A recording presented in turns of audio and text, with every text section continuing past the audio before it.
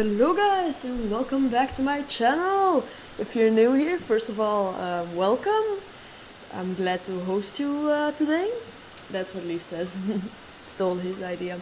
So yeah, here we are continuing the habitat of the Cockerels sifaka that we built for the indoor habitat for last time around. Um, that's not the only habitat we're building today. Today we are also going to build for the Red-Bellied Lemur, special type of lemur, but that's for that's for the next part of the vid. So here we are building the outdoor enclosure for the crocodile sifaka. You have maybe seen an enclosure very much like this on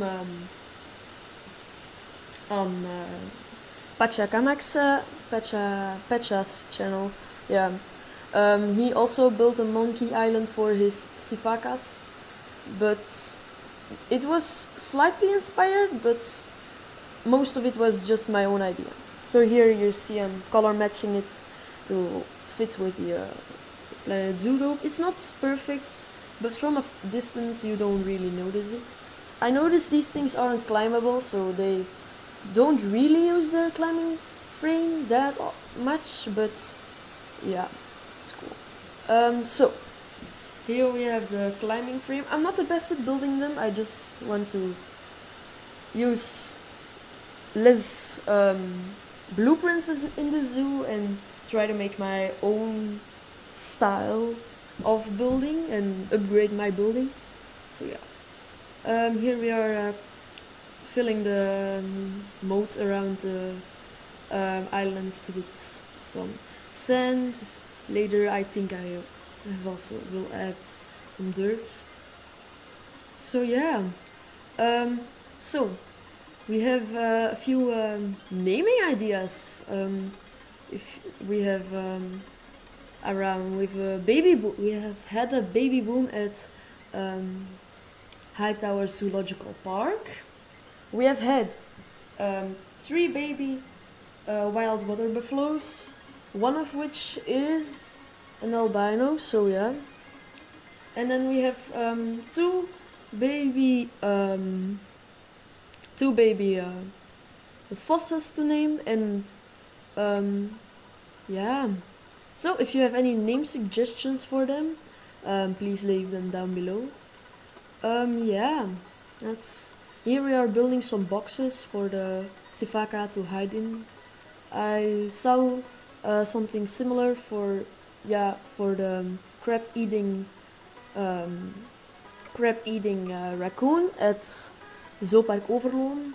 I know this is not the same species, but I really liked how they looked, so I just thought to myself, to recreate them and use them in my sifaka enclosure. So here we are placing them on the climbing frames and one on the top, so they have a good lookout. Here we are adding some foliage on the island, of course. I think it's really important in your builds to have a good idea of what you want to be your foliage palette, because it's really elevates your builds because of the continuation of it. It really then feels like it's all tied together. So yeah, you just copy other plants you have used before to it. So yeah, here I am going to build the stupidity barrier, as Evo always calls them. Yeah. So making them to scale is very easy. You just plop down these angry peeps of the workshop and you can scale them. So if you hear any like air conditioning sounds, it's to warm up my house. Yeah. So yeah, I have 2 cats. I probably already, as you know, and I am going on a vacation this in the Easter vacation. So yeah, we need them to be able to go inside on their own, and that's why we have how do you call it, a catalog here. I don't know how to call it in English, sorry. But yeah, we and that isn't isolated, so it's pretty cold here, but it's fine. Here we have the stability barrier. It's not 100% perfectly aligned, so it's not that clean, but if you don't look at it too hard, you won't notice. That's what I'm trying to say. So yeah. What are we going to do here? We are looking at the fence. No, but we are adding some grass around.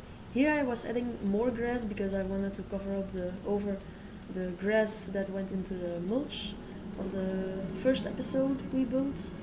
And yeah, here I'm just adding grass around the moat for deleting the peeps and moving my stability barrier to my blueprint graveyard.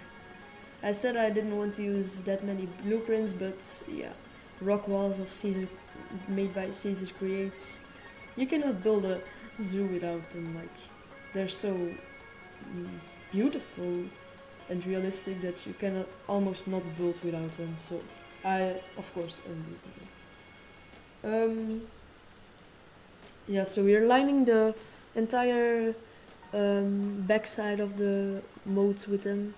Later on, in the moat itself, off camera, I will add some smaller faux rocks to make it more pretty. Normally they couldn't access both islands, but after I added those little rocks, they somehow could. I don't really know why that is, but I think that's pretty cool. They just like walk above the water, like it's pretty like they're Jesus or something. I don't believe in Jesus, by the way. It was a joke. But okay, here we are starting the interior of the mongoose, the red-bellied lemurs. We have a few. I plan to have quite a few in here. They will only have an indoor habitat, and this indoor habitat is inspired by the Bronx Zoo. What they did for their Sifaka, I think. Yeah. The Tsingy cliffs are some of the most iconic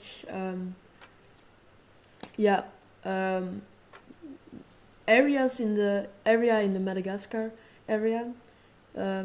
Really beautiful, but not that many animals live there, and it's also it's kind of clickbait, but I just like them, so that's why I use them, and they're really iconic.